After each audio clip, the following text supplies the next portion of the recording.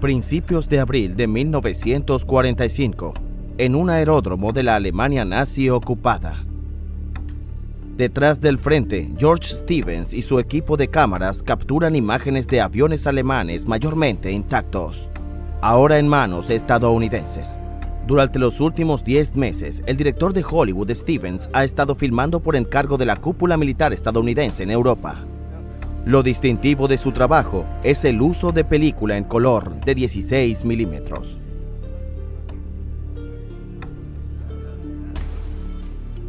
Entre las aeronaves se encuentra un Messerschmitt Bf-109, un modelo temido por los pilotos aliados y soviéticos.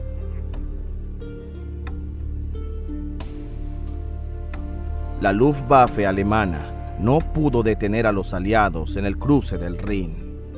El resultado de la guerra en el oeste estaba sellado desde hacía tiempo. Stevens y su equipo fueron testigos del ocaso del régimen nazi.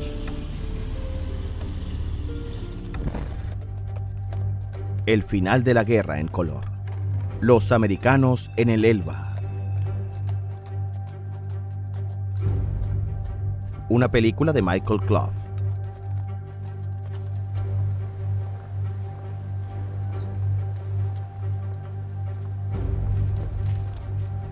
En Bad Windangen, Hiss, Stevens y su equipo filmaron escenas tranquilas. Esta histórica ciudad balneario se había librado de la devastación de la guerra. Era ahora el cuartel general del general estadounidense Omar Bradley y su Estado Mayor, planeando un avance hacia el río Elba. El gobierno militar estadounidense impuso severas restricciones a los civiles, un toque de queda de 7 a 7 y límites de movimiento dentro de un radio de 6 kilómetros de la ciudad. Todos los miembros de la Wehrmacht, las Waffen-SS y las Volkssturm debían registrarse en la oficina del comandante estadounidense. El transporte público y privado fue prohibido, al igual que cualquier tipo de comunicación no censurada, como radio y también el periódico. El 9 de abril de 1945, mientras las unidades estadounidenses avanzaban hacia el este, los equipos de cámaras del Proyecto Especial de Filmación 186 de la Fuerza Aérea de los Estados Unidos lo acompañaban. Se construyó un puente sobre el río Werra para asegurar el suministro de las tropas en el frente. Según informes de inteligencia estadounidense, Hitler había ordenado operaciones en el sur del país, desde su fortaleza alpina. En contra de los deseos británicos, el comandante supremo de los aliados en Occidente decidió dejar Berlín en manos de los rusos. El general Eisenhower informó a Stalin sobre esta decisión.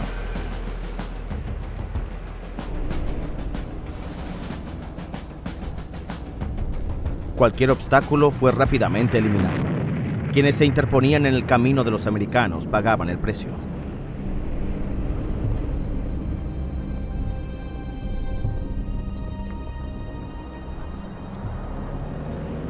El 9 de abril de 1945, las tropas estadounidenses alcanzaron Eichsfeld, Turingia.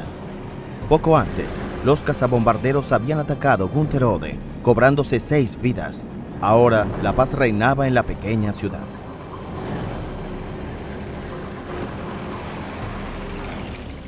No todos los lugares se rinden sin luchar. Las órdenes de resistir desde Berlín seguían siendo obedecidas.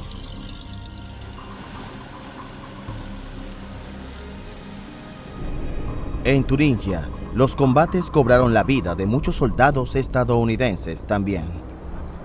A camarógrafos se les prohibió filmar a soldados muertos.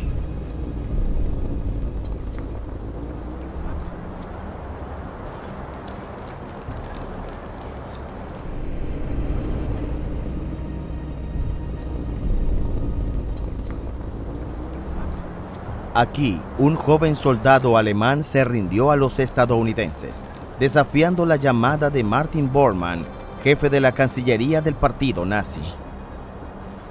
Cualquiera que abandone su distrito sin permiso del Führer y no luche hasta el final es escoria y será tratado como desertor. Levanten sus corazones y superen toda debilidad. Ahora solo puede ser victoria o muerte. Un suboficial alemán, aún en el frente, comentó con ironía en su diario: el énfasis parece estar claramente en lo último.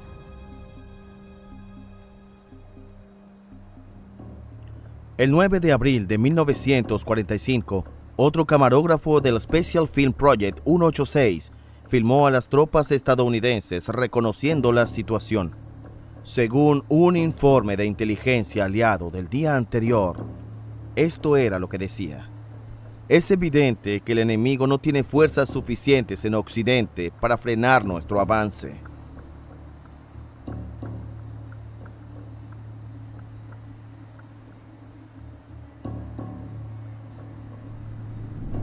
Aquí, en el corazón de Turingia, los estadounidenses avanzaron bajo fuego hacia el Elba. El 11 de abril de 1945, un soldado alemán escribió esto en su diario: ya no hay liderazgo, ya no hay solidaridad. Los tanques arrasan con todo lo que tienen delante. Al no poder ser atacados con camiones o artillería pesada, las ganas de resistir son cada vez menores. Nuestras tropas se esconden como conejos. No tiene sentido salir a combatir. Se dice que el enemigo ya ha tomado a Polda y ha llegado a Jena. No sabemos a dónde ir o qué hacer. La situación es crítica. Solo nos queda rezar.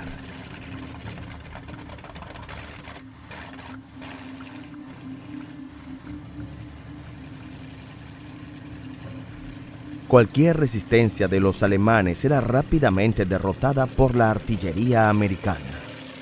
Los americanos marchaban ya por las ciudades derruidas próximas al Elba.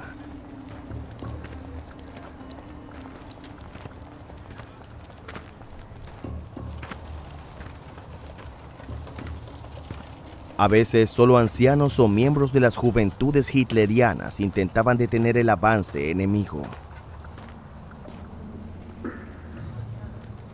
El director de Hollywood, George Stevens, y su equipo seguían esperando en Bad Wildungen, aprovechando el tiempo con viajes a los alrededores. En Frankenburg, a orillas del Elba, Stevens pudo filmar un campo provisional para prisioneros de guerra alemanes.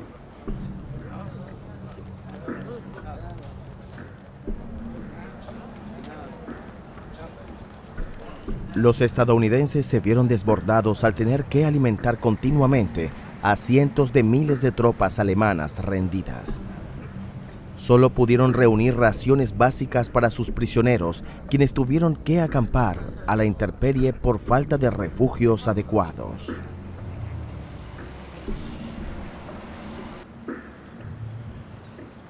En Moscú, el avance casi sin obstáculos de las tropas americanas despertaba desconfianza.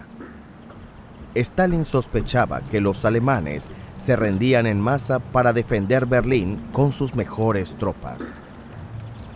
El escritor soviético Ilya Ehrenburg comentó que los alemanes capitulan con tenacidad fanática.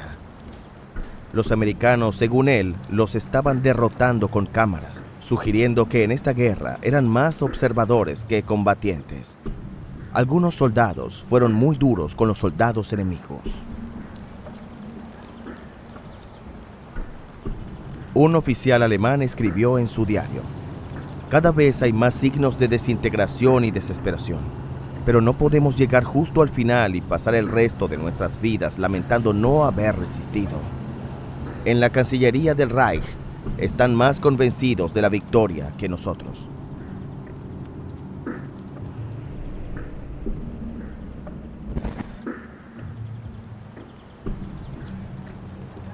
A finales de marzo, cerca de Oberursel, en las colinas de Taunus, los estadounidenses convirtieron un campo alemán para aviadores aliados capturados en un centro de tránsito e interrogatorio para sus propios prisioneros. Cualquiera que no fuera apto para proporcionar información valiosa era pronto enviado a otro lugar.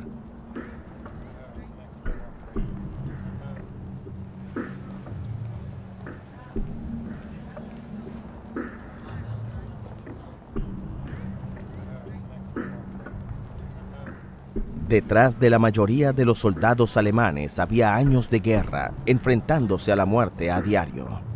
Habían visto morir a sus camaradas y habían matado a tropas enemigas y civiles. El sistema por el que habían luchado se derrumbaba, sin preparación para la derrota militar. Sus comandantes solo habían hablado de una victoria final.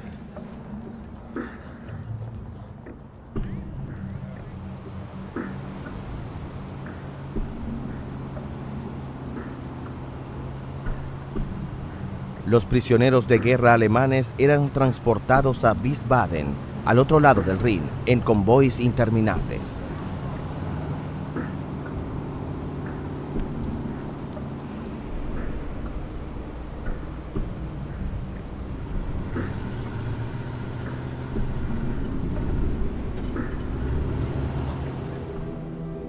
La milla de oro en Remagen mostraba vastas zonas cercanas con alambre de espino. En los campos de las praderas del Rin, como se les conocía, las condiciones de alimentación e higiene eran catastróficas. Sin alojamiento, los prisioneros vivían a la intemperie en agujeros excavados en el suelo. Según informes estadounidenses, al final, unos 170.000 prisioneros fueron asignados al campo de Remagen. El 15 de abril de 1945, un oficial alemán en un campo de prisioneros de guerra escribió en su diario: «He vuelto a pasar la noche a la intemperie. Hacía bastante frío. Hay poca agua para beber y muchos se pelean por ella. Defecar es un problema. No está organizado. Los hombres lo hacen donde quieren. Se cavaron fosas rectangulares, pero los bordes pronto se mancharon. Así que la gente empezó a defecar cada vez más lejos y al final, a lo largo de la alambrada. De todos modos, los soldados estaban debilitados y las enfermedades hacían estragos. Solo en la milla de oro murieron unos 1.200 prisioneros por gastroenteritis, desnutrición o agotamiento. En Wiesbaden, a mediados de abril del 45, los americanos se establecieron como los nuevos amos de la ciudad desde el 21 de marzo. El comandante militar coronel Sierenberg había puesto fin a todas las operaciones de combate, salvando así a la ciudad de una mayor destrucción. Un camarógrafo de Special Film Project 186 mostró especial interés en la situación de los niños y adolescentes de la ciudad. Muchos habían crecido sin padre y ahora, si sus padres habían sobrevivido, podrían ser detenidos como prisioneros de la guerra. En Wiesbaden, la gente celebraba el fin de los bombarderos nocturnos sobre la ciudad, enfocándose en organizar lo básico para sobrevivir. Para los niños, las ruinas eran terrenos de aventuras. El final de la guerra había derribado viejos tabúes, permitiendo que los jóvenes recuperaran su infancia. Hace poco, como miembros de las juventudes hitlerianas, se esperaba que defendieran el régimen nazi. Ahora podrían ser niños una vez más.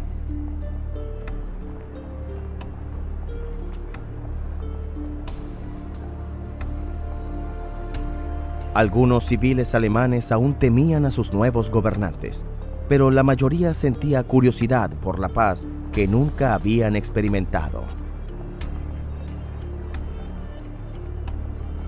Los vencedores trajeron no solo chicles y cigarrillos, sino también la esperanza de una vida normal.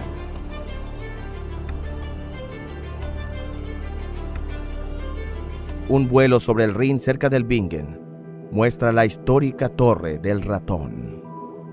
Las fuerzas aéreas estadounidenses evaluaban la destrucción de las infraestructuras alemanas. Los depósitos y estaciones de clasificación habían sido blancos principales de los bombarderos.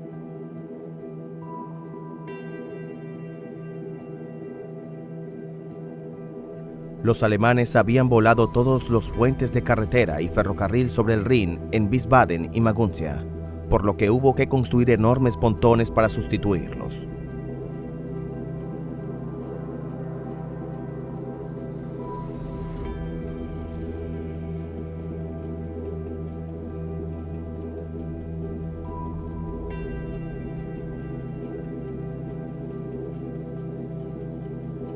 En las ciudades y pueblos del Rin ya había comenzado la posguerra. Sin embargo, más al este, los estadounidenses seguían luchando para llegar al Elba. En los alrededores de Freiburg an der Unstrut, las unidades de las SS, formadas en su mayoría por guardias de los campos de subconcentración abandonados, opusieron una resistencia mucho más fanática que los soldados de la Wehrmacht, desesperadamente sobrecargados.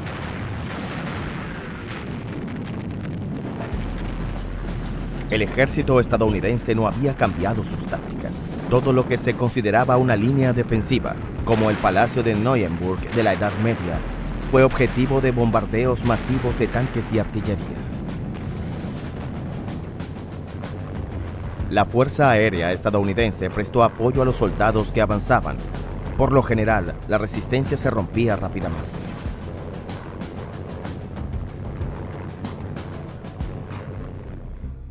Parece que una caminata de refugiados ha llegado a este pueblo.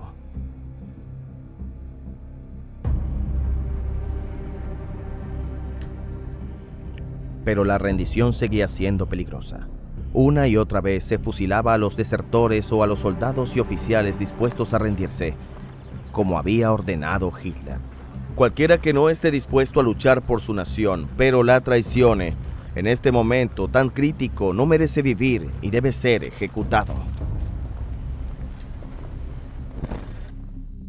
Nordhausen, en el sur de la región de Harz. A mediados de abril de 1945, el director de Hollywood, George Stevens, y su equipo pudieron visitar el campo de concentración de Mittelbuch-Dora, liderado unos días antes por las unidades especiales. Los estadounidenses sabían desde hacía tiempo que aquí se encontraba una de las armerías más importantes del Tercer Reich. George Stevens había recibido un permiso especial para filmar porque los detalles de la producción de armas aquí se consideraban información valiosa para el futuro. Los cohetes V1 y V2 se construían en una fábrica subterránea. Los motores del cohete A4, que los nazis habían descrito como su arma peligrosa, pronto serían enviados a Estados Unidos para su posterior utilización. Los mortíferos misiles fueron construidos en Kronstein por misioneros de los campos de concentración y trabajadores forzados. Los trabajadores esclavos utilizados por las SS tenían su propio campo de barracas. En una carta a Washington, Stevens escribió: «Estas criaturas carecen por completo de registros de sus vidas pasadas. De modo que de 2.000 hombres, mujeres y niños, solo fue posible identificar a 4 por su nombre y su nacionalidad. Los pocos prisioneros que sobrevivieron estaban más cerca de la muerte que de la vida. Poco antes de la llegada de los estadounidenses, la mayoría habían sido enviados a morir». Así describió más tarde un soldado la llegada de los estadounidenses a Nordhausen. No hay palabras para describir el hedor.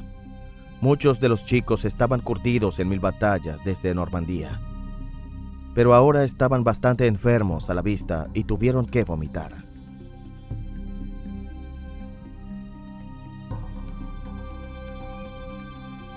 La mayoría de mis compañeros no tenían ninguna razón personal para luchar contra los alemanes. Pensaban que muchas de las historias que habían leído en los periódicos o de las que habían oído hablar eran inventadas, o al menos exageradas. Solo se dieron cuenta de lo que realmente se trataba cuando llegaron a Nordhausen.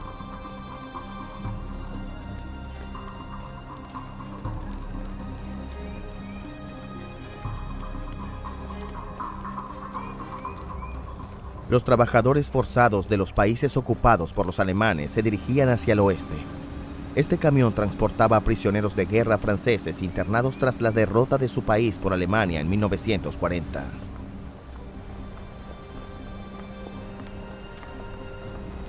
George Stevens y su equipo también visitaron la cercana ciudad de Nordhausen.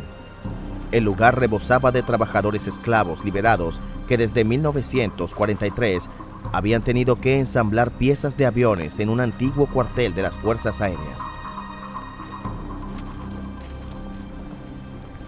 Mientras tanto, el director de cine y sus hombres habían recibido nuevas órdenes de marcha. Les dijeron que se prepararan para dirigirse al Elba para documentar el enlace de los americanos con el Ejército Rojo.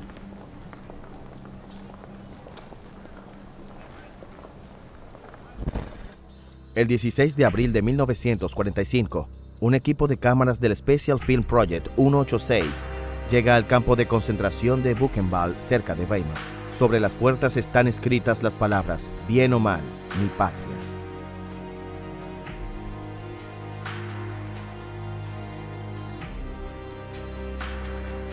La mayoría de los guardias de las SS habían huido 5 días antes. Los internos habían dominado a los esbirros que se habían quedado y habían entregado el campo a las tropas estadounidenses que avanzaban.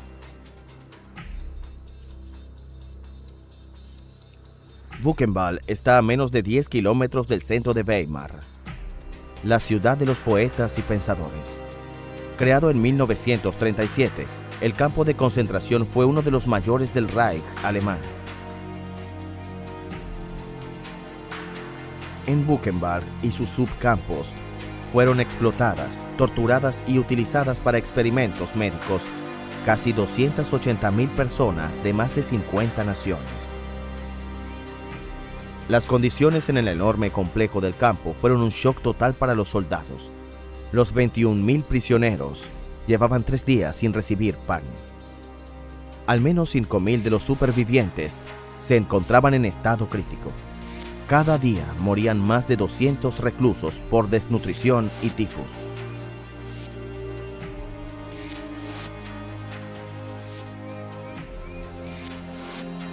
En total, 56.000 personas no sobrevivieron al horror de Buchenwald. Así describió Buchenwald el periodista estadounidense Edward R. Murrow en un reportaje radiofónico. Cuando bajé al final de los barracones, se oyeron aplausos de los hombres demasiado débiles para levantarse de la cama. Sonaban como las palmas de los bebés.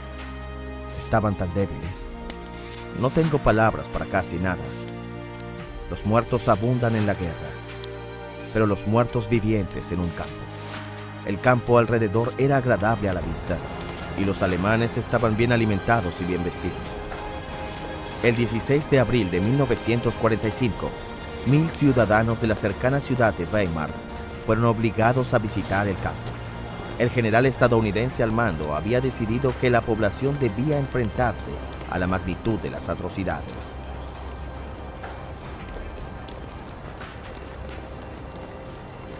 En una carta a su hermana, un recluso describía sus reacciones. Solo quedaban visibles los modestos restos de la realidad. Pero incluso eso bastaba para que algunas personas se desmayaran. Una y otra vez la gente exclamaba desesperada, pero no teníamos ni idea. Ahora, tras años en los que nos consideraban y trataban como criminales, de repente se enfrentan a la certeza de una culpa que nunca podrá ser expurgada. En un informe interno, el general estadounidense Eric F. Wood dudaba del efecto educativo de la operación. Durante la visita, muchos ciudadanos tuvieron la desfachatez de afirmar que nunca habían oído hablar de este campo, aunque habían estado muy cerca.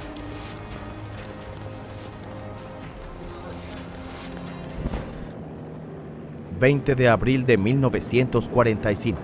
el día del cumpleaños de Hitler. Un equipo de cámaras del Special Film Project 186 filmó tanques americanos de camino a Leipzig.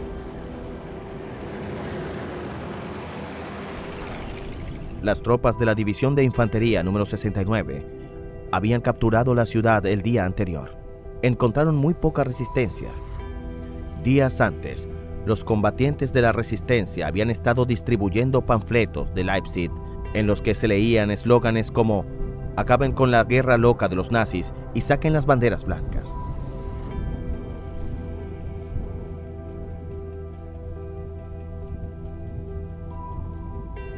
En el ayuntamiento, el equipo de cámaras filmó una escena espantosa. Un pez gordo nazi yacía junto al retrato de Hitler. Al parecer había optado por el suicidio para evitar la vergüenza de la capitulación. En el despacho del alcalde, junto a su esposa y su hija, se había suicidado también el tesorero municipal Kurt Lissow.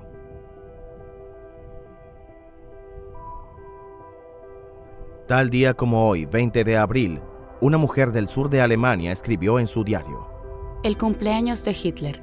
Escuchando voluntariamente por primera vez un discurso de Goebbels, me pregunté si era ya locura o simplemente astucia, si estaba jugando a sangre fría un doble papel. Los dirigentes del partido se suicidan porque más de la mitad de la Alemania nazi está ocupada. El frente oriental está cada día más cerca. Por todas partes caen bombas día y noche, incluso en pueblos pacíficos, cerca de nosotros también. Y Goebbels habla como si la victoria fuera inminente.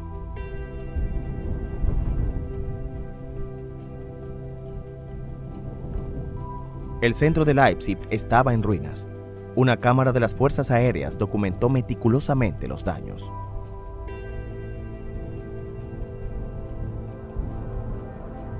También en Leipzig hubo hasta el final fanáticos que preferían creer en la propaganda antes que mirar la realidad a la cara. Leipzig había caído en la tarde del 19 de abril. Solo los que estaban en el monumento a la Batalla de las Naciones no pensaban rendirse.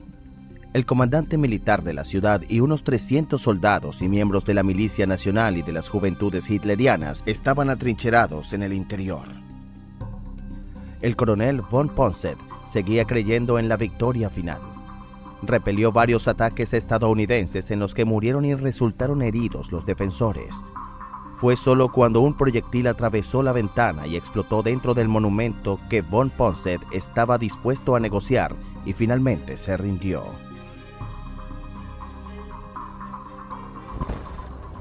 A las afueras de Leipzig, prisioneros de guerra liberados británicos y franceses posan para la cámara.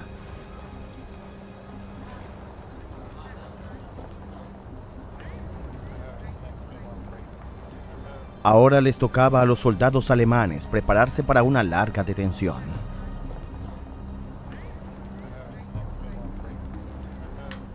Todo el que podía intentaba pasar detrás de las líneas americanas y rendirse allí.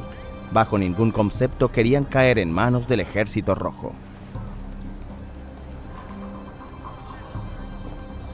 Muchas de las tropas habían resistido durante semanas en posiciones en el Elba y el Oder. Solo eslóganes como «Victoria o Siberia» les habían motivado a resistir para salvar lo salvable. El avance estadounidense había facilitado entonces que la mayoría depusiera las armas.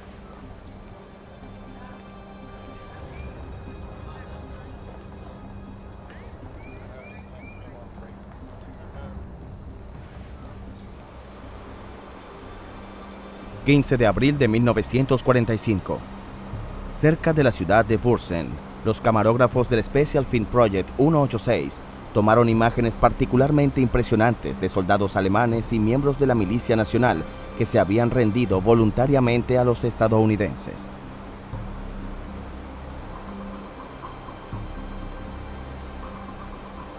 A lo largo de la orilla oeste del Mulde, los americanos habían detenido su avance y tomado posiciones.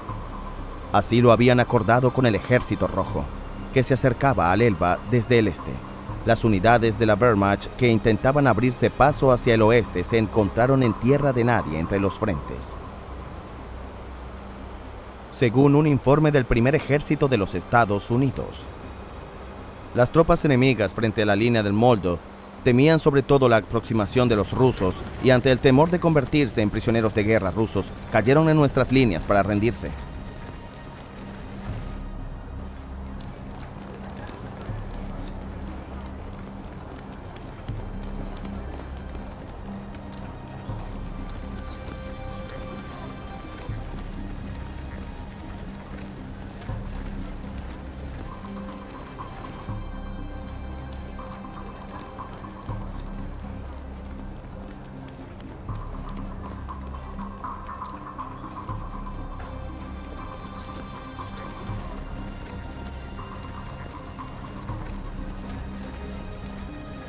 En poco tiempo, decenas de miles de soldados alemanes se convirtieron en prisioneros de guerra estadounidenses solo en esta sección de la línea Mulde.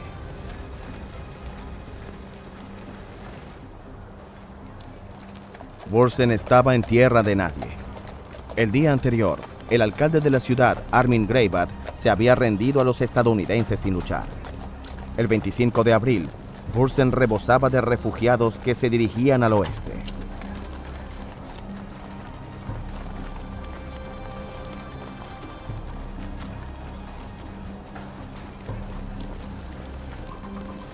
Residentes y trabajadores esclavos liberados fueron filmados saqueando los almacenes de la estación. Una mujer joven señaló: En un instante se desató una asquerosa lucha por la comida. La ciudad es una absoluta Babilonia, una mezcla de personajes indescriptibles. Y los alemanes no son los mejores. Parece que aquí nunca habrá paz ni calma. Lo que más ayuda es escribir algo cada día. Es una actividad en la que puedes refugiarte para contrarrestar la irrealidad de estos días con pequeñas realidades que te resulten familiares.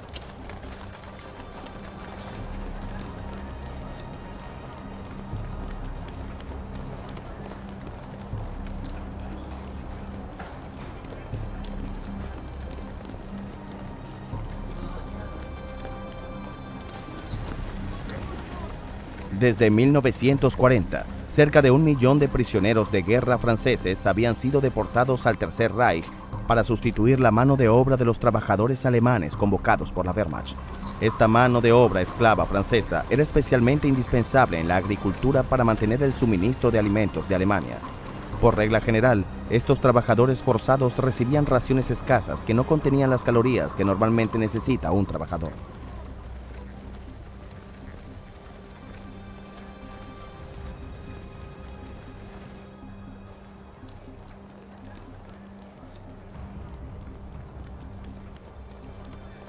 El 25 de abril de 1945, cerca de Wurzen, un camarógrafo del Special Film Project 186 filmó un flujo casi interminable de trabajadores forzados franceses a los que ahora se les permitía regresar a casa.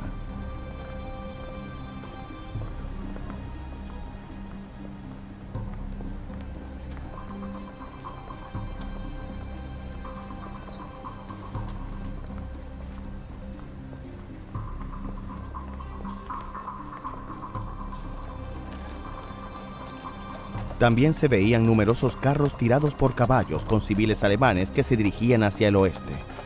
La mayoría de ellos ya tenían un largo viaje a sus espaldas, desde Prusia Oriental, Pomerania y Silesia.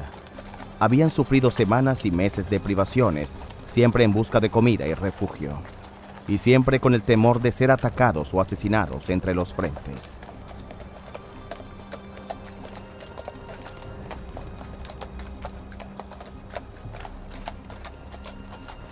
Para estas personas, su destino final y todo su futuro eran aún inciertos.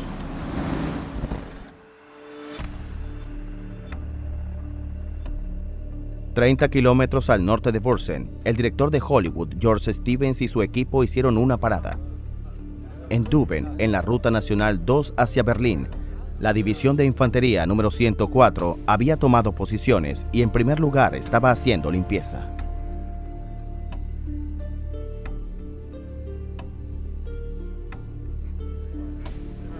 Los lobos de la madera, como se les conocía, llevaban en Europa desde agosto de 1944. Se habían abierto camino a través del bosque Jorge en Holanda y las Ardenas. A principios de abril habían liberado el campo de concentración de Mittelbau-Dora.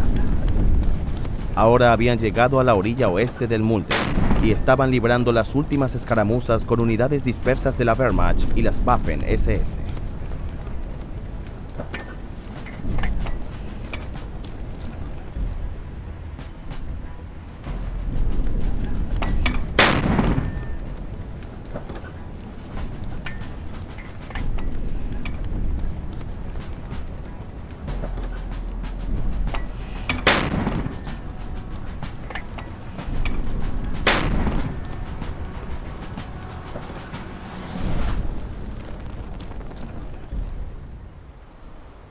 También aquí, el 25 de abril de 1945, la guerra había terminado. Un gran número de soldados alemanes huyeron a través del Molde. En su sección del frente, los estadounidenses recurrieron a métodos poco convencionales para intentar hacer frente a la situación. Lanzaron octavillas sobre las tropas en fuga, pidiéndoles que formaran grupos de 500 hombres cada uno y que aparecieran en la orilla oriental del río a intervalos de media hora. Naturalmente, con las armas descargadas. De este modo, en los 4 días siguientes, más de 16.000 soldados alemanes se pusieron a salvo como prisioneros de los lobos de la madera. George Stevens aún no sabía que los británicos y los estadounidenses habían decidido detener su avance sobre Berlín. Deseaba desesperadamente filmar la desaparición del régimen nazi junto a las tropas estadounidenses en la capital de Hitler. En cambio, tuvo que conformarse con experimentar el fin de la belicosidad alemana en una pequeña ciudad en medio de Alemania.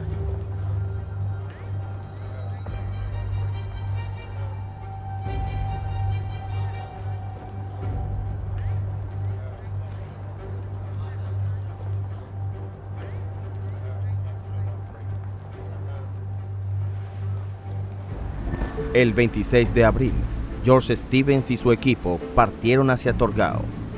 Su misión consistía en documentar la unión de las fuerzas estadounidenses y rusas.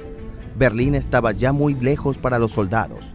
Más tarde, un miembro de la escolta de Stevens escribió: "La gente se resignó al hecho de que no íbamos a ir a Berlín. Les había invadido la sensación de que la guerra no duraría mucho más. Por primera vez ya no había enemigos. Es una sensación agradable cuando ves a un jeep. Pudimos descansar junto al Elba".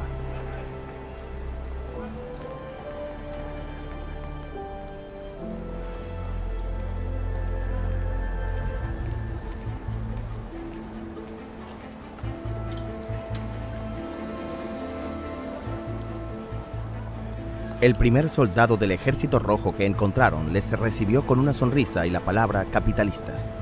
Luego se señaló a sí mismo y dijo: comunista.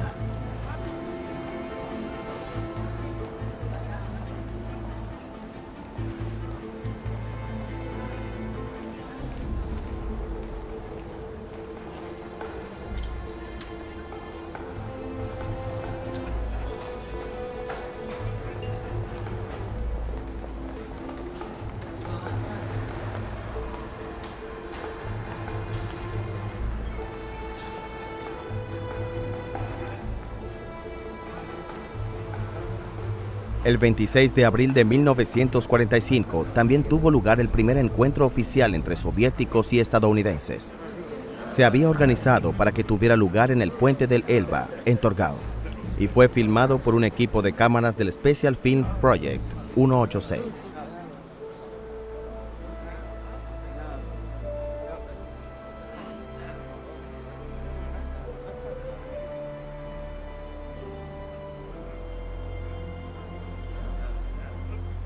Cada bando había preparado una gran celebración. Las fotos iban a dar la vuelta al mundo.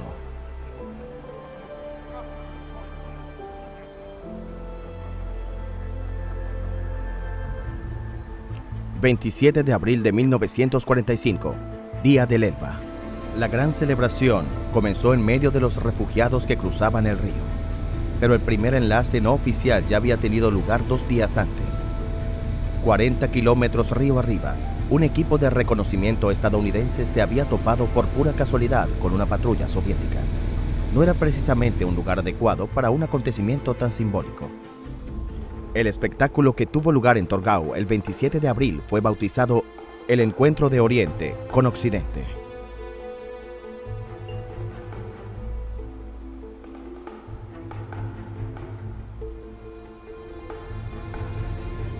También se había invitado a representantes aliados de Gran Bretaña y Francia.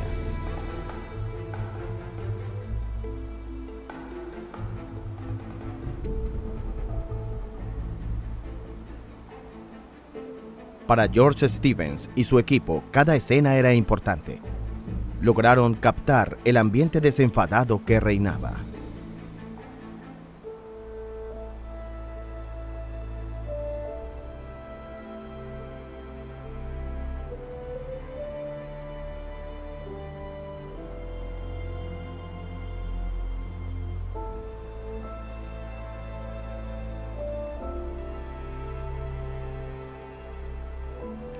También asistieron equipos de cámaras y fotógrafos soviéticos. Los rusos, se interesaron mucho por el equipo que llevaban los estadounidenses.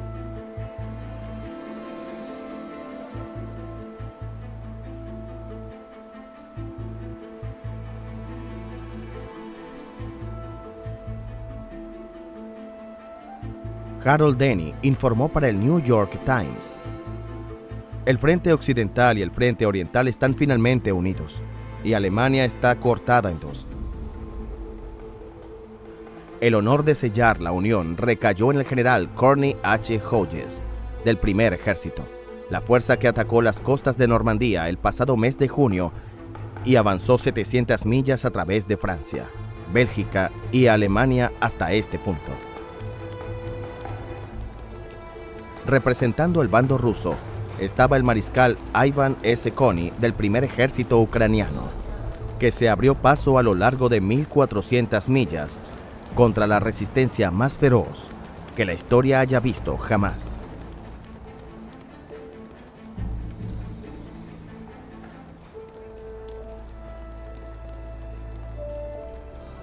El espectáculo de Torgau fue un acontecimiento para todo el mundo. El enlace significó más para los estadounidenses que para los soviéticos.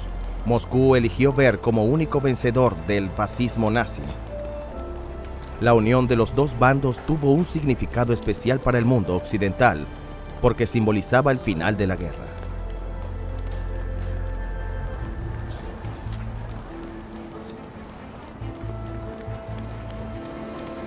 Apenas 2 semanas antes, el presidente estadounidense Franklin D. Roosevelt había muerto repentinamente.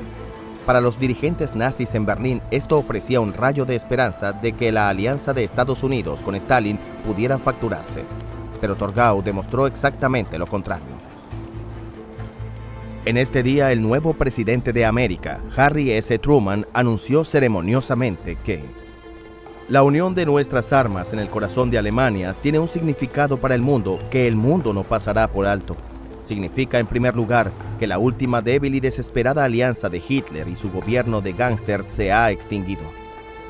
En su discurso, Truman expresó un deseo que, incluso en ese momento, era poco realista.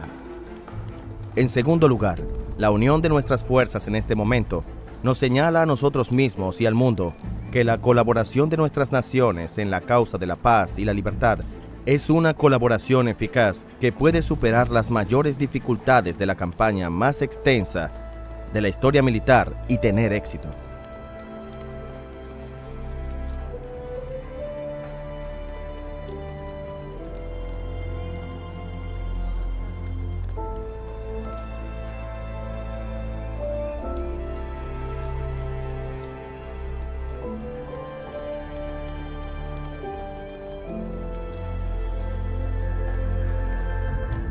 En su artículo para el New York Times, Harold Denny se mostró de acuerdo con el presidente.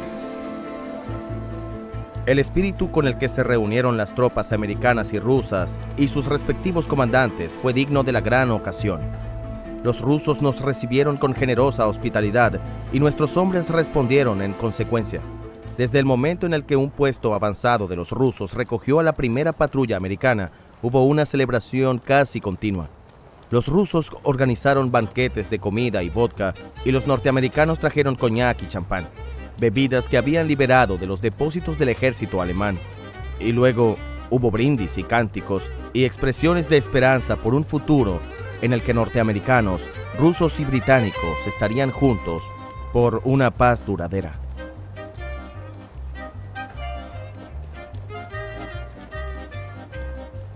La alianza contra Hitler estaba cerca de su objetivo, pero poco después de conseguir la victoria se desmoronaría.